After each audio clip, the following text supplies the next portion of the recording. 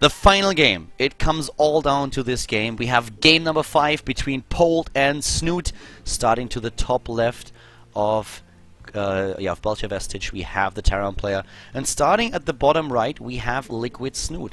The Zerg player with a comeback. He was down 2 games and then he started his comeback with a Nidus network in his opponent's base on I think Star Station, and then in the last game he equalized the score with a good timing on Daybreak, so Snute now 1 game away of winning the Zotac Cup monthly final. Same is of course true for Polt, so this could be crazy. I mean, if Polt is pulling this off, it's amazing for him, but if Snute does it, then he would have won 3 games in a row after being down in the series.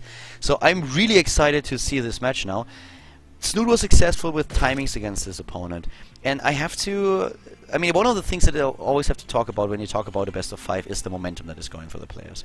So right now, Snute came back from the point of nearly no return. I mean, we were at the tipping point. He was down 2 games, and it's just putting such an added strain to your performance when you know that every single game that you play right now could be the last one, that you have to win so many games in a row to succeed. And he pulled that off. He won the first game, he won the second game. Now Polt is suddenly the one who's with this back at the wall. He has to realize, alright, he is really a force to be reckoned with. I have to do something against this guy. He has the momentum going for him right now, and if I'm not cutting him off immediately in this game and show him who's boss, then I might actually lose this series. So Polt is of course playing exactly the same style that we saw him play so far. Opening with exactly the same build order, the same performance. But what are we going to see from Snute here? Snute was using timings in the last few games, and in in the last game he went into the Roaches again. He was transitioning already into a potential follow-up with Zerglings, adding the +1 melee upgrade for his units, but the timing alone was enough to take down Polt. And for him, we will see the same build too. He's most likely going to go into 4 Queens again, dropping the gas at 520, going into the lair tech once that he has his 100 gas up. It makes him a little bit predictable, but it's also a build that he is very comfortable with. You can really see that in his play so far. So I would be surprised if he doesn't go for it. And speaking about things that a player doesn't go for, we see Polt going now for the Reaper once again, but he adds a few Marines here. He will soon at the factory. He has the gas already, and then the reactor at his own barracks. Now we're going into this dance with the with the Reaper and the Zerglings once again. It's faded. It's like the Wheel of Time. Currently reading the series. And even though I have to say that I've definitely read better fantasy, it can be entertaining at times. And the one theme that goes through the entire book is always this crap about everything being faded. The wheel weaves as the wheel will. Probably the most annoying sentence in the entire fucking series. But it's one of those things that is also just synonymous for what we've seen between Snute and Polt. This dance between the Reaper and the Zerglings every single time that we start into this game. The Reaper loses it this time, so the Dark One not successful here. The Zerglings and the drones this time prevail. The Light has won, and let's head now into the main part of the game where we have the transition. The command center much earlier this time for Polt, and also on the high ground. For Snute, we have now the double gas being taken at the normal timing that we expected. So this is where slowly and steadily everything will unfold.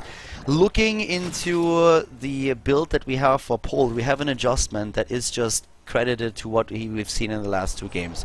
He's going into siege tanks, and he might not fully commit to this. 1 or 2 siege tanks on the high ground are already doing a great job against any kind of roach aggression. So that is all that he needs, and it's a small adjustment, but it's such an important one.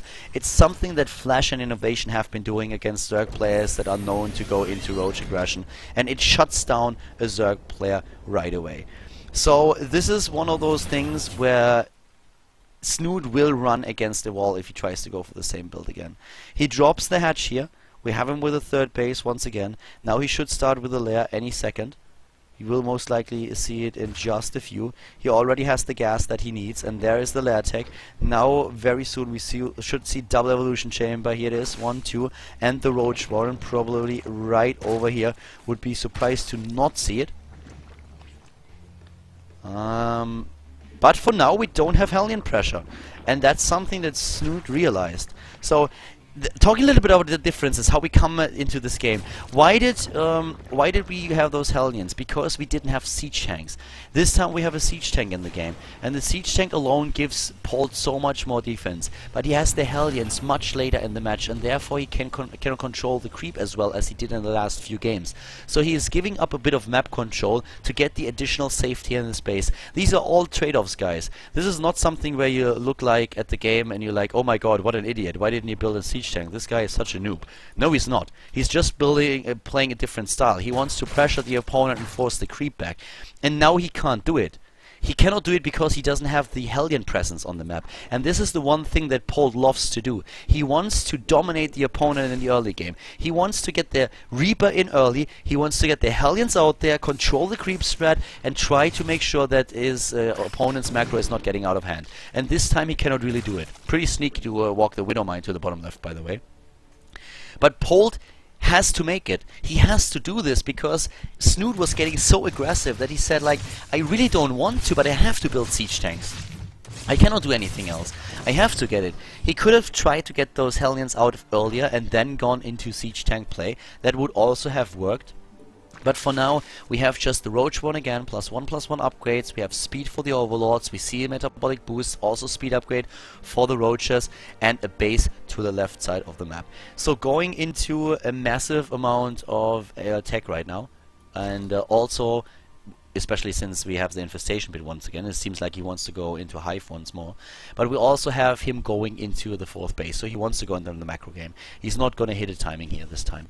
And he realizes, of course, that there are no Hellions. And he's like, okay, why are there no Hellions? Of course, because you are using the time that you have in your factory for something else.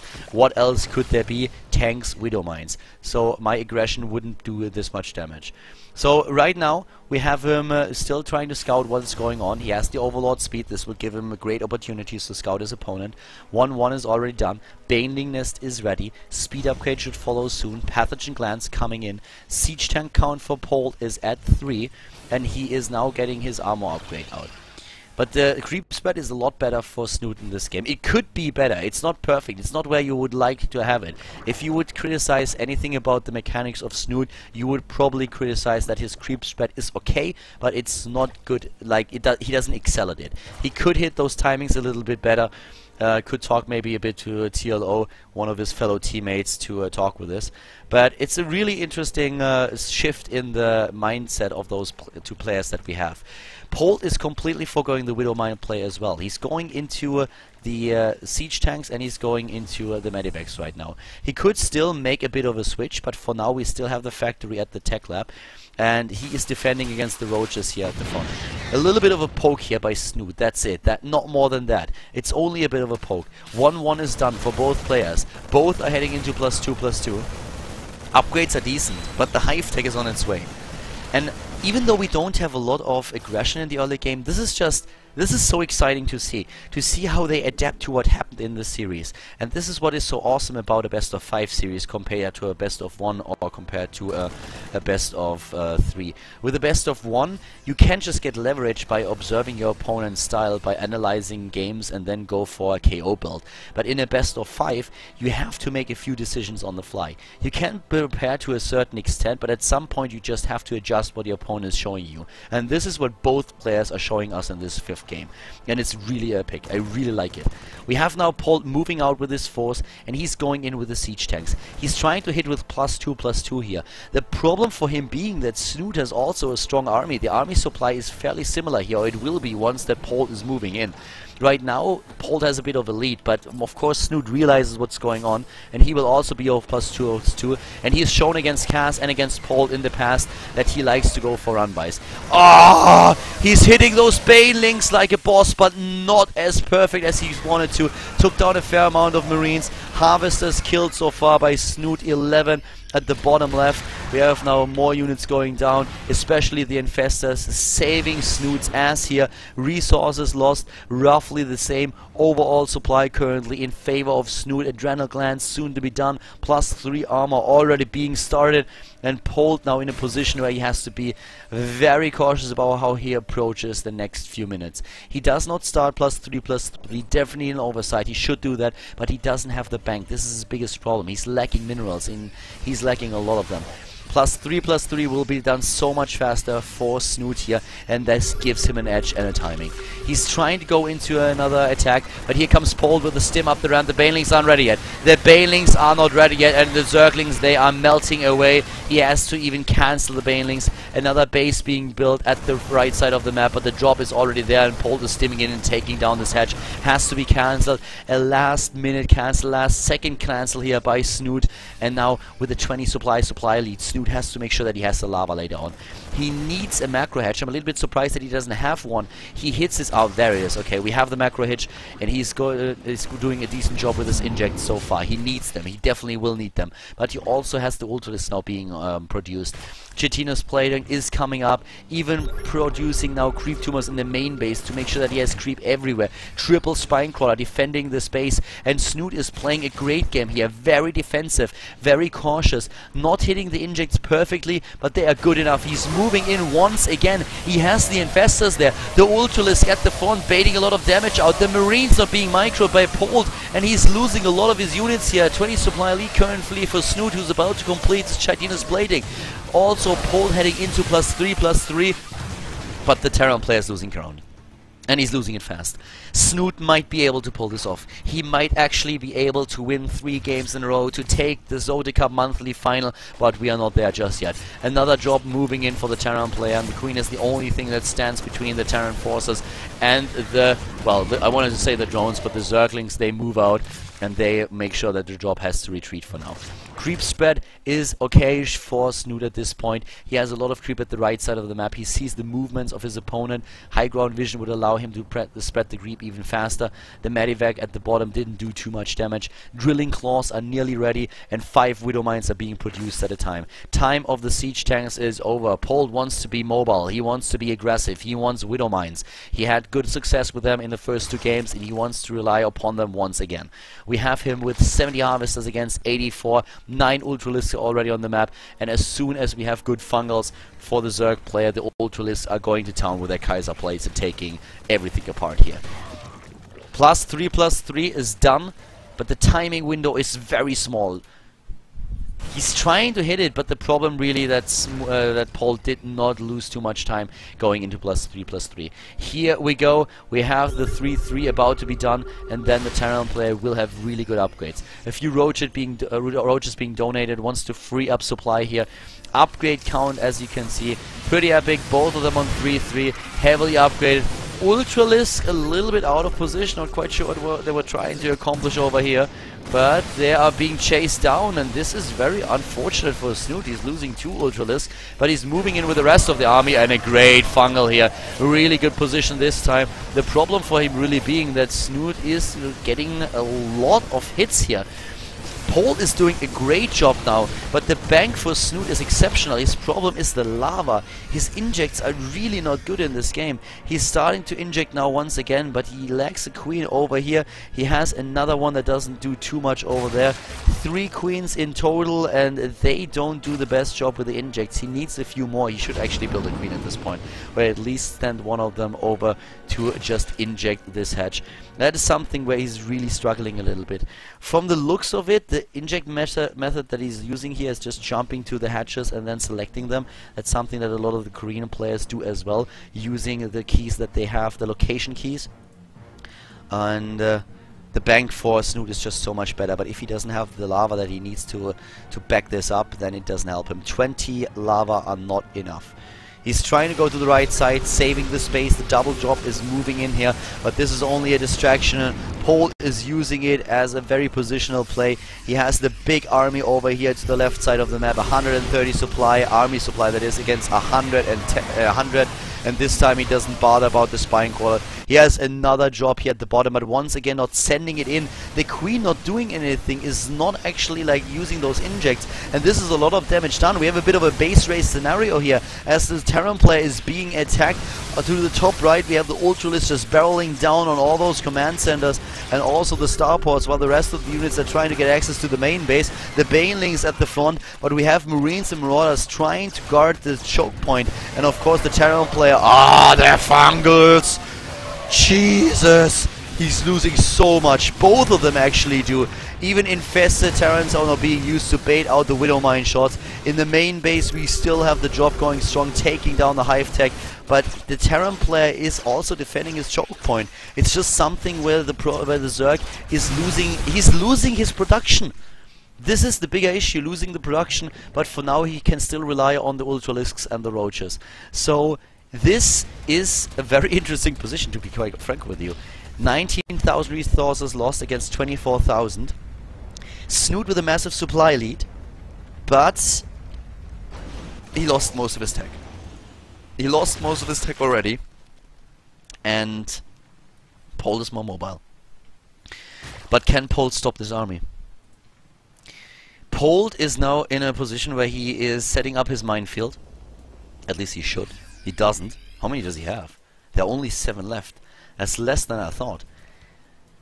He's trying to run past here, but this space, this changes everything for Polt. This space is, this is so important. This is the most important thing right now for Snute. And maybe those two Zerglings that are taking apart the entire economy of Polt without the Terran player actually realizing what's going on. I mean, one of the Zerglings has 3 kills, the other one, I think we can chance here. Snute killed 62 workers, which also means that the army supply here is, at this point, still fairly even. Even though we have this 50 supply lead for Snute. It's a massive amount of Ultralisks. This is ridiculous. I mean, this is so many Ultralisks. 13 in total. A base to the right side. He's trying to just mine here as much as possible, and Snute doesn't know it. Snute does not know what's happening here. He's moving in, but a nice spread here on all those units, and this is like the perfect concave. You can't have a better concave than this, but the Protoss, the Zerg player, just has so much. It's such a massive army. I mean, this is like there's a swarm without... This is the swarm, guys. There is no end to this stream of units. At the bottom left, though, this drop could change the course of the game. Snute still has a 60 supply lead, but him going up this ramp is just something that is not gonna happen easily. And he still has mining, Polt that is, with all those mules at the right side. And with the army being present on the middle of the map, the drop is going to do so much damage. And it's actually a really smart move that Polt is now going into Banshees, because there's not a lot of anti-air. And the anti-air lacking is also one of the reasons why these dropships can always just move out. But nice, that was smart. Going straight for the fungal here, adding the second fungal, that's the only thing that he can do. 1 Corruptor, he's losing the first dropship, but he could take down a few units with a drop in the main base. A lift at the orbital to the right side, and this limits Polt's income significantly. The drop is strong here, but still a 80 supply lead for Snute, and it really looks like Snute might be able to pull this off. With the 3 wins in a row, he would be the Zotac Cup champion, the monthly champion here, and this is just incredible play. 5 additional Ultralisks are being built. The Ultralisk Cavern with a last attempt here in the game. There's just too many Marines on the high ground. The transfuse! But yeah, in the end it's not gonna matter. The Baneliness is also gonna fall. Snute is... the only duty that Snute has now is taking down the mining bases of Polt. The army supply is in his favor, 140 against 107, and the income of Polt is basically non-existent when you compare it with Snute's income. The base that Snute was able to save earlier on the right side of the map, this is winning him the game. This is the base that wins him the game, the base that is still mining for him. Polt is trying to be a pain in the ass now with his jobs, and he's certainly succeeding, but with the Corruptors now in the game, we have something that the Zerg player can use to take down the Medivacs. What a great game here. Really, really worthy of finishing this series. 10 SCVs against 48 drones, and of course the extra mules. What is Polt going to do? He has a few Banshees, but they are not going to be enough. The first fungal is hitting home. The Banshees targeting down the Infestors right now, but the Ultralists, they are pushing everything back. The Kaiser Blades are ripping through the lines of the Terran. He has the last defense. Polt is trying, he's trying hard, but trying is not enough. Snute is rewarded for his resilience in this series and for his effort. He is taking the 3rd game in a row. He is the new Zotac Cup monthly champion. Polt, after a 2-0 lead in the best of 5 series, is losing the best of 5 with 3-2. Incredible performance here by Snute. He never gave up. He always was fighting. He never surrendered. And he is being rewarded for it. He streams with his units into his opponent's main base, and Polt has at some point to realize that this game is over. He has to GG here. There is no other way. He's down to 27 army supply against 121, and there it is. GG, and Snute takes the best of 5 series. He takes the game of Belcher Vestige. He is the new Zotac Cup monthly champion.